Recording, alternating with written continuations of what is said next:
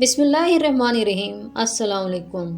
اس video میں ہم ایسے بہادر نوجوان کا قصہ دیکھیں گے کہ جس کا کہنا تھا کہ لڑائی کے میدان میں مجھے پرواہ نہیں ہوتی کہ موت میری طرف آ رہی ہے یا میں موت کی طرف جا رہا ہوں۔ یہ دلیرانہ قول اللہ کے شیر علی رضی اللہ تعالیٰ عنہ کا ہے، جنہوں نے اسلامی غزوات میں ایسی شجاعت، بہادری اور بے خوفی کا مظاہرہ کیا تھا جس کی کوئی مثال نہیں ملتی۔ غزوہ بدر مسلمانوں اور کفار کے درمیان لڑی جانے والی تاریخ کی پہلی عظیم جنگ تھی۔ حق و باطل کا یہ معرکہ 17 رمضان المبارک سن 2 ہجری کو مدینہ سے 150 کلومیٹر کے فاصلے پر واقع بدر نامی مقام پر لڑا گیا۔ اس جنگ میں مسلمانوں کی تعداد کفار کے مقابلے میں کافی کم تھی۔ اس کے باوجود مسلمانوں کو مشرکین پر فتح حاصل ہوئی۔ اس فتح کی ایک بڑی وجہ حضرت علی اور حضرت حمزہ رضی اللہ تعالیٰ عنہ کی خاص بہادری تھی۔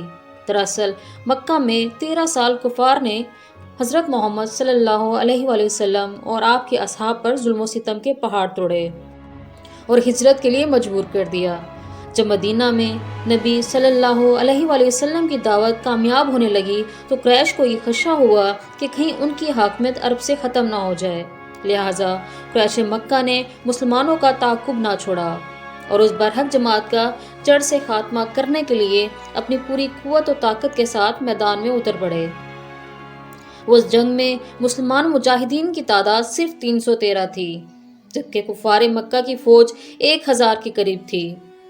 مسلمانوں کا سامان اور 2-3 آدمیوں کو سواریوں کی قلت کی وجہ سے ایک اونٹ پر سوار کر کے لے جایا گیا، جس پر وہ باری باری سوار ہوا کرتے تھے۔ نبی صلی اللہ علیہ وآلہ وسلم کے ساتھ سواری میں حضرت علی رضی اللہ تعالیٰ عنہ اور زید بن حارث رضی اللہ تعالیٰ عنہ تھے۔ بدر کا میدان تھا اور دونوں لشکر آمنے سامنے کھڑے تھے۔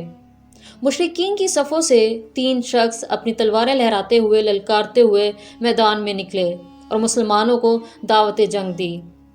یہ عربوں کی جنگ کا دستور تھا کہ جنگ کے آغاز میں وہ زور آزمائی کیا کرتے تھے، لہٰذا نبی کریم صلی اللہ علیہ وآلہ وسلم نے ان 3 حریفوں یعنی عتبہ بن ربیعہ، شعبہ بن ربیعہ اور ولید بن عتبہ کے مقابلے میں حضرت امیر حمزہ رضی اللہ تعالیٰ عنہ، حضرت علی رضی اللہ تعالیٰ عنہ اور عبیدہ بن حارث رضی اللہ تعالیٰ عنہ کو میدان میں اترنے کا حکم دیا۔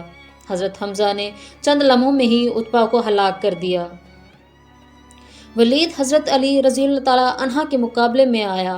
ذوالفقار کی دھار اور قوت ایمانی سے بھرے حیدری بازو کے آگے زیادہ دیر ٹک نہ پایا اور اس کا کام بھی تمام ہو گیا۔ پھر حضرت عبیدہ نے امیر حمزہ اور حضرت علی رضی اللہ تعالیٰ عنہ کی مدد سے شعبہ کو موت کے گھاٹ اتار دیا۔ ایک روایت کے مطابق حضرت علی علیہ السلام تینوں افراد کے قتل میں شریک تھے۔ اسلامی لشکر نعروں سے گونج اٹھا اور کفار کے خیمے میں ہلچل مچ گئی۔